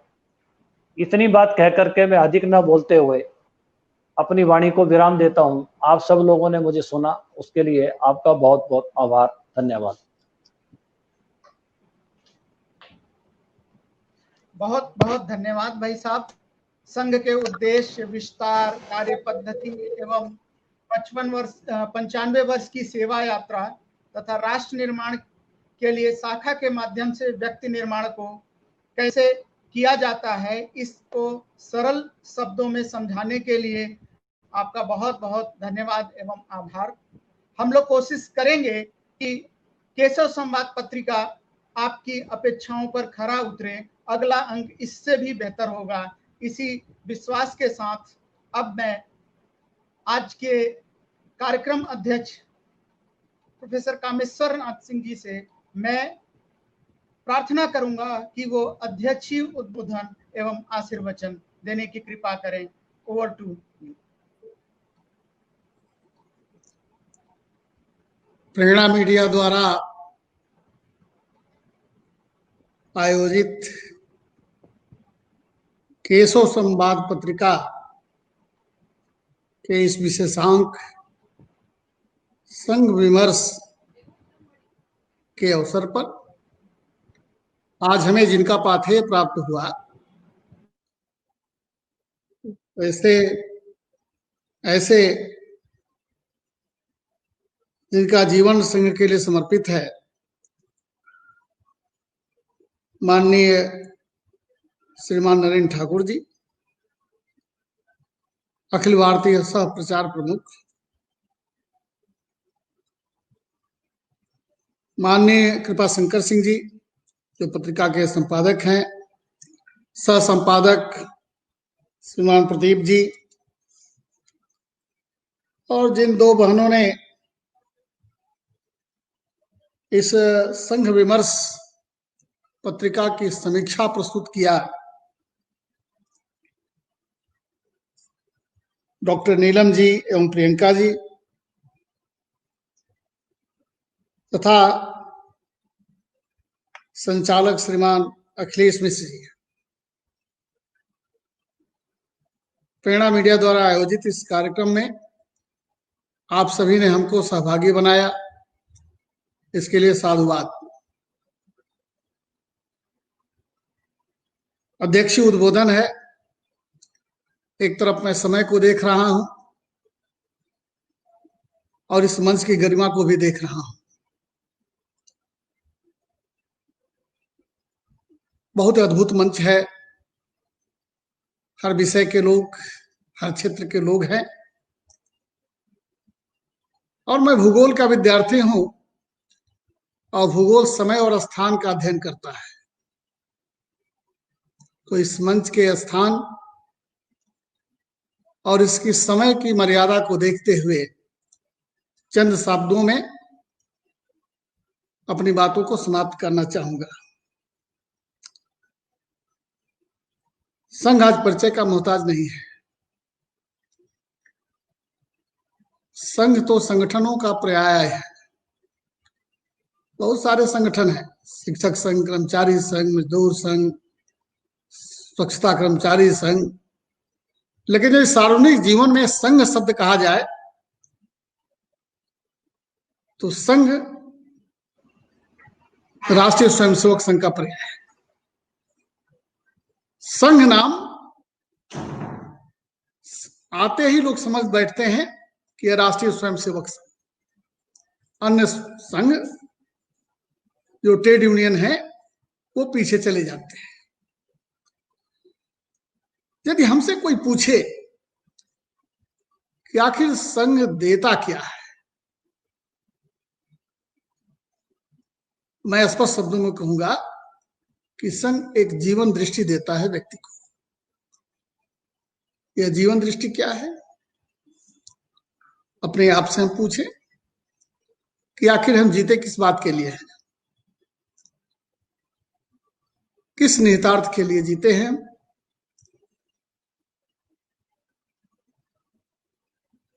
तो जिस भाव भावना से जीना चाहिए उस भाव भावना की एक दृष्टि देता है संघ, एक जीवन दृष्टि देता है कि जीना तो केवल अपने लिए नहीं, जीना केवल अपने परिवार के लिए नहीं, बल्कि जीना इस समाज के लिए, जीना इस राष्ट्र के लिए, एक जीवन दृष्टि। और जब व्यक्ति को एक जीवन दृष्टि मिल जाती है और उस जीवन दृष्टि को धरातल पर कार्य रूप देता है तो उसका जीवन सफल है। तो जिसको भी जीवन में सफल होना है, मेरा मानना है, उसको संघ की जीवन दृष्टि, संघ से जीवन दृष्टि लेनी चाहिए।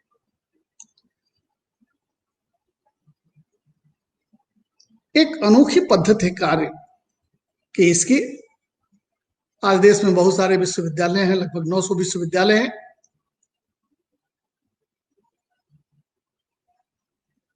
लेकिन कोई विश्वविद्यालय यह दावा नहीं कर सकता कि हम व्यक्ति निर्माण कर रहे हैं। विश्वविद्यालय में बहुत सारे विभाग हैं, साहित्य विभाग है, फिजिक्स है, केमिस्ट्री विभाग है, बायोटेक्नोलॉजी है, इतिहास है, भूगोल विभाग है। लेकिन कोई ये विषय और विभाग यह दावा नहीं कर सकता कि वह व्यक्तियों का निर्माण कर रहा है। और यदि यह कोई व्यक्ति निर्माण का कार्य कर रहा है तो वह राष्ट्रीय स्वयंसेवक संघ कर रहा है।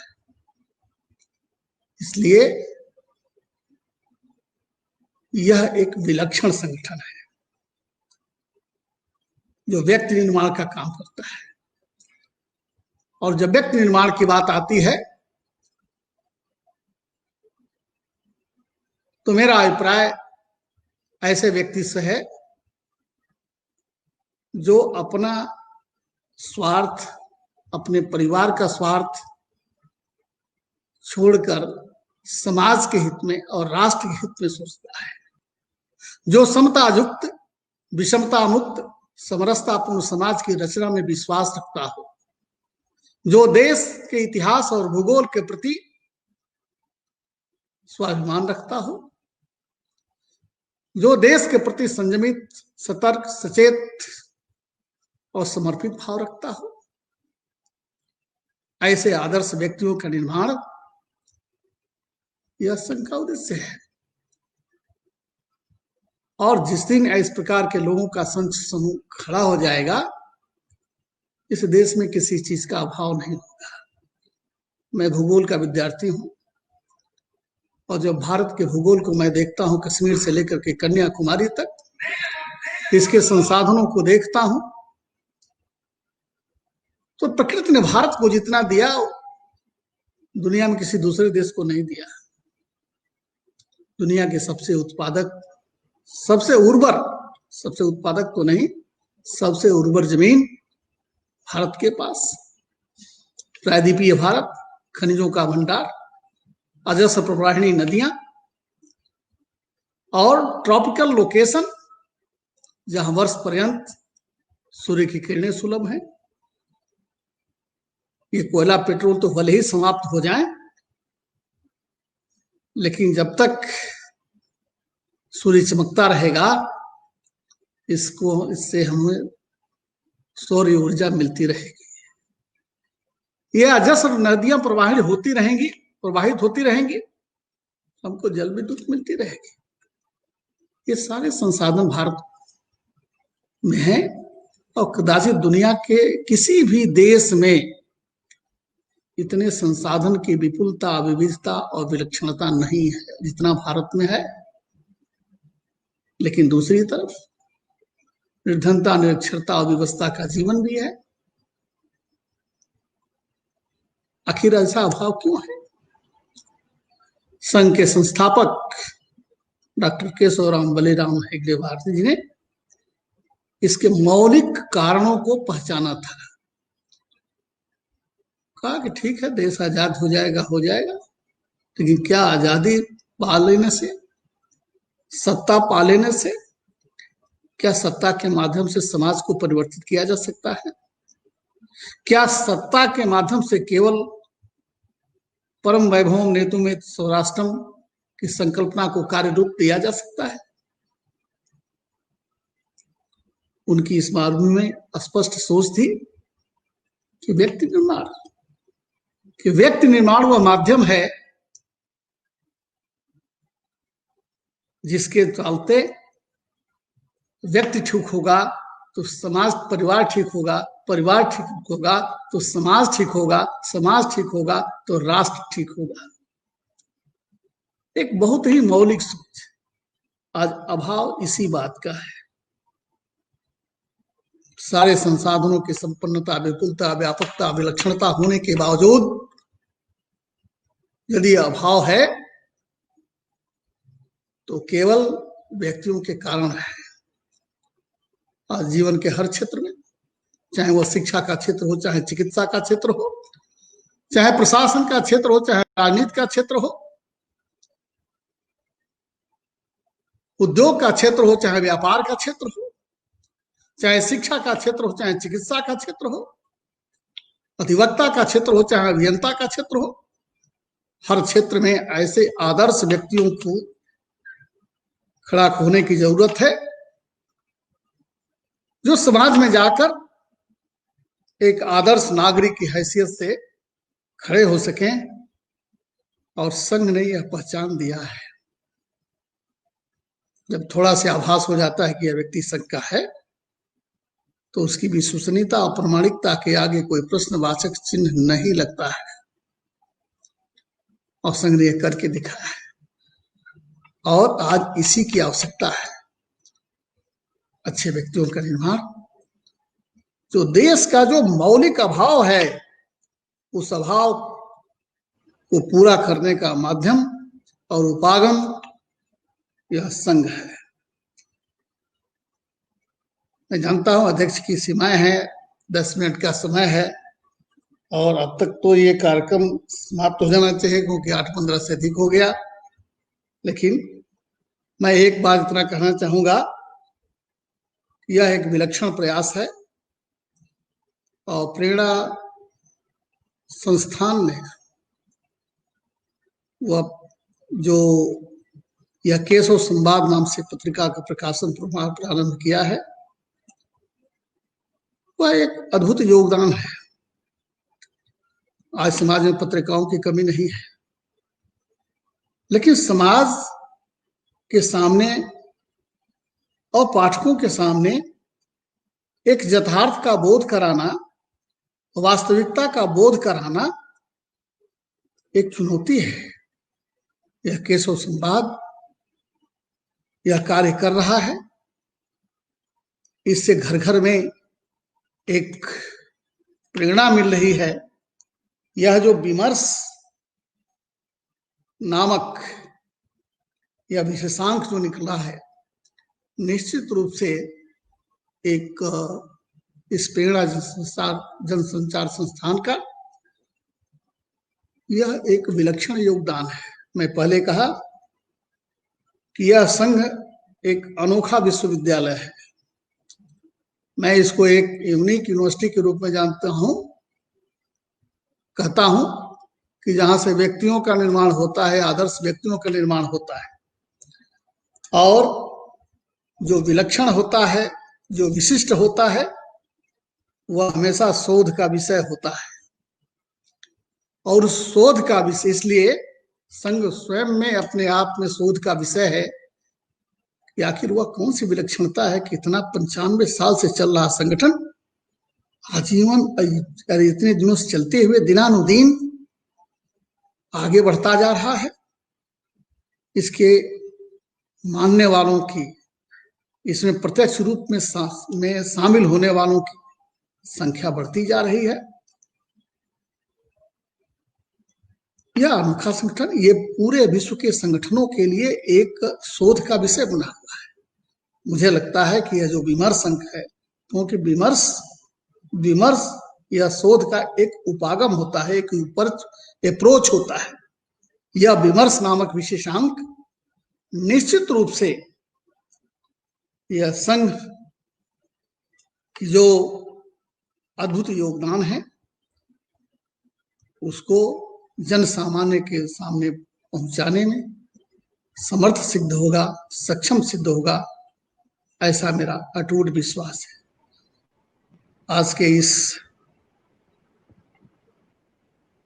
महत्वपूर्ण अवसर पर हमें माननीय श्रीमान नरेंद्र ठाकुर जी का पाथेय प्राप्त हुआ, और उन्होंने जो संघ के बारे में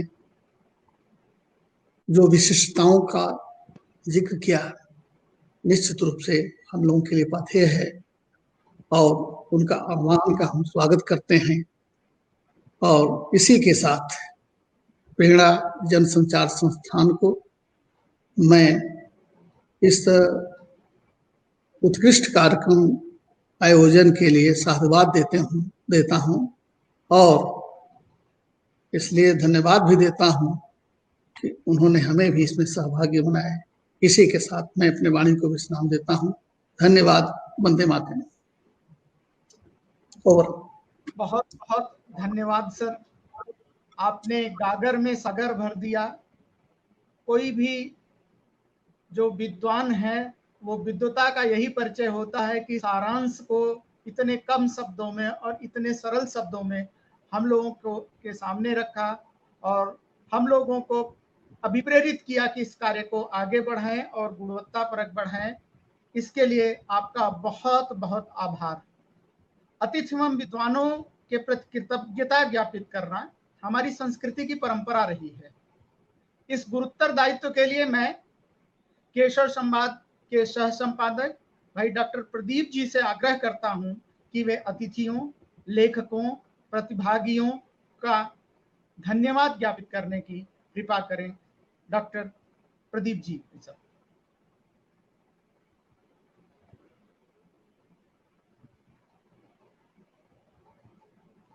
म्यूट है, वैसे म्यूट है, अनम्यूट कर लें प्लीज।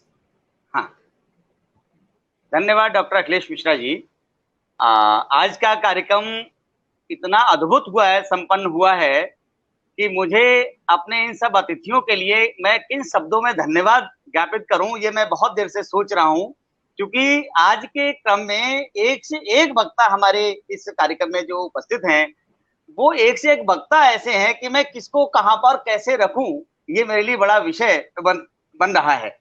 लेकिन चूंकि ये कार्यक्रम की मर्यादा है, कार्यक्रम की गरिमा है कि हमारे आए हुए अतिथियों को मैं उनको शब्दों में धन्यवाद ज्ञापित करूं, तो इस क्रम में मैं सर्वप्रथम आज के हमारे जो दोनों सहवक्ता, दोनों डॉक्टर नीलम कुमारी जी और डॉक्टर प्रियंका सिंह जी ने वास्तव में इतना जबरदस्त और किस तरह से उन्होंने संघ के सब कार्यों का विश्लेषण किया है। यद्यपि नीलम जी ने कहा है कि मैं तो बहुत छोटी सी इसमें लेखिका हूं, लेकिन मैं कहूंगा नीलम जी को कि केशव संवाद की आप तो आधार स्तंभ हैं, तो आप अपने आप को छोटा हिस्सा ना माने। इतनी विचारशील और संघ के सेवा कार्यों के स्वरूप की किस तरह से आपने व्याख्या की है, कैसे संगठनों में संघ ने काम किया है और आंकड़ों के साथ जो आपने प्रस्तुति की है, वास्तव में आज केशव संवाद अपने आप को बड़ा गौरवान्वित महसूस कर रहा है कि हमारे बीच की लेखिका हमारे साथ कितनी गति से अपने आप को आगे प्रस्तुत कर रही हैं। तो मैं मैडम बहुत बहुत आपको धन्यवाद देता हूं। आपने बहुत अच्छे शब्दों में आज केशव संवाद में सह वक्ता की भूमिका निभाई है। इसी क्रम में डॉक्टर प्रियंका सिंह जी, निश्चित रूप से मुझे लगता था प्रियंका जी कि चलिए ठीक है, सह वक्ता का जब नाम आता है तो शायद कुछ ऐसे ही बोलना होगा, लेकिन कितना विश्लेषण उन्होंने किया है, सभी लेखों को पढ़ा है और उनका किस तरह से रिव्यू किया है, कैसे एक एक लेख को उन्होंने समझा है और उसको व्याख्या हम सबके समक्ष की है।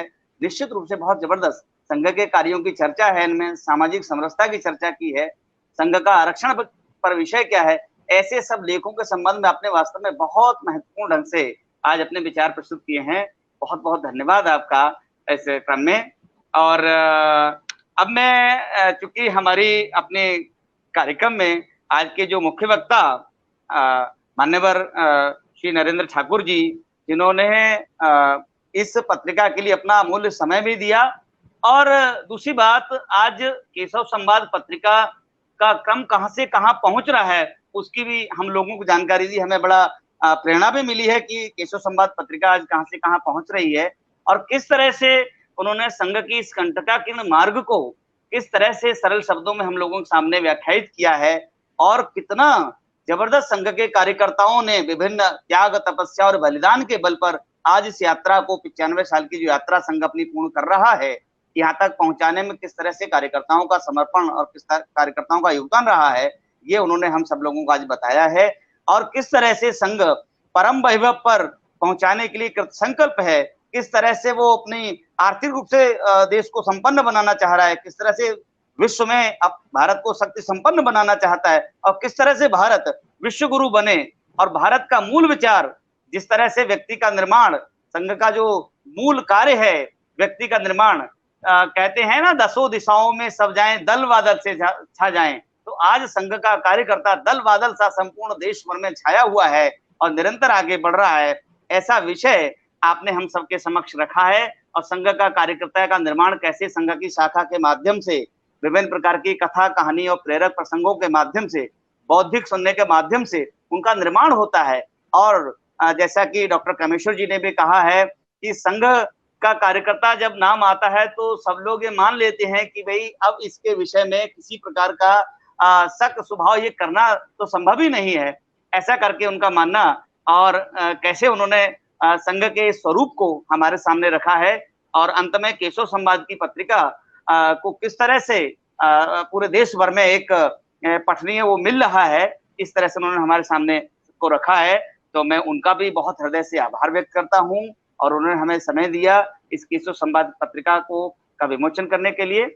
इसी तरह से आज के कार्यक्रम की अध्यक्षता कर रहे प्रोफेसर केन सिंह जी, जो वाइस चांसलर हैं यूपीआरटीयू के, और किस तरह से उन्होंने गागर में सागर भरा है। वास्तव में मैं तो सुन के बड़ा वो लग रहा है मुझे कि समय कम था, लेकिन इसके बाद भी उन्होंने संघ के उस स्वरूप को, किस तरह से व्यक्ति निर्माण को, संघ आज समाज में किस तरह से व्यक्ति निर्माण कर रहा है, जो कोई भी नहीं कर सकता वो संघ कर रहा है।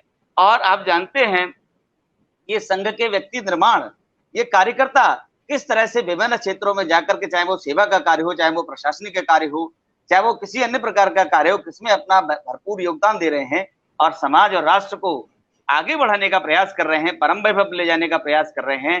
तो बहुत बहुत धन्यवाद, आपने इस पत्रिका के लिए समय दिया, इतना महत्वपूर्ण अपना समय निकाल करके इसका विमोचन किया। मैं आप सभी का हृदय से आभार व्यक्त करता हूं।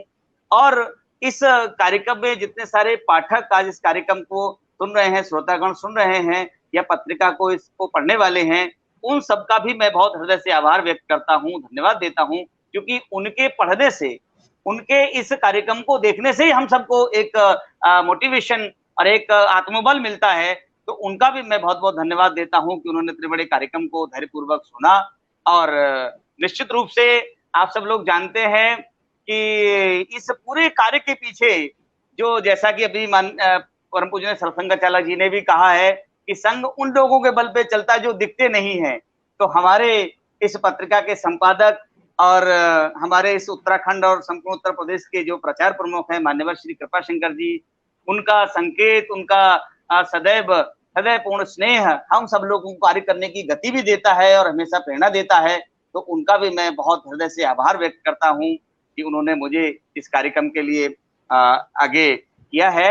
और इसके साथ ही आज के इस कार्यक्रम का जो कुशल संचालन डॉक्टर अखिलेश मिश्रा जी ने किया है, बहुत अच्छा, बहुत ही सारगर्भित और बहुत नपे हुए शब्दों में उन्होंने आज के इस कार्यक्रम का संचालन किया है। तो मैं डॉक्टर अखिलेश मिश्रा जी का भी बहुत हृदय से आभार व्यक्त करता हूं। इसके साथ ही हमारी जो टेक्निकल टीम है केशव संवाद की, राजेश जी हैं, वीरेंद्र जी हैं, जो पत्रिका को बहुत शब्दों में प्रयोग करके और उसका अंकन करते हैं, तो ऐसे वीरेंद्र जी का भी मैं बहुत बहुत आभार व्यक्त करता हूं। अंत में मैं सभी इस कार्यक्रम में आए हुए सभी श्रोताओं का, सभी अतिथियों का और इस कार्यक्रम की कड़ी से जुड़ने वाले हर उस व्यक्ति का धन्यवाद देता हूं जो आज के इस कार्यक्रम में उपस्थित रहे हैं। इन्हीं शब्दों के साथ मैं अपनी वाणी को विराम देता हूं। आप सभी का बहुत बहुत धन्यवाद। सभी को नमस्कार। डॉक्टर प्रदीप जी, भाई साहब, आपका भी बहुत बहुत धन्यवाद। इस पत्रिका के सह संपादक के नाते आप जैसे हम लोगों को पिरोते हैं और जैसे चीजों को करने के लिए, बेहतर करने के लिए प्रोत्साहित करते हैं, आपका भी बहुत बहुत धन्यवाद। अब कार्यक्रम का समापन के लिए मैं अध्यक्ष जी से अनुमति लेते हुए इस कार्यक्रम को समाप्त करने से पूर्व मैं कल्याण मंत्र का वाचन होगा, मैं इस मंत्र का वाचन करूंगा और आप लोग अपने मन में उसको दोहराएंगे। और अध्यक्ष जी की अनुमति से ये कार्यक्रम कल्याण मंत्र के वाचन के बाद समाप्त होगा। सावधान। सर्वे भवन्तु सुखिनः, सर्वे सन्तु निरामयाः, सर्वे भद्राणि पश्यन्तु, मा कश्चित् दुःखभाग् भवेत्। ओम शांति शांति शांति।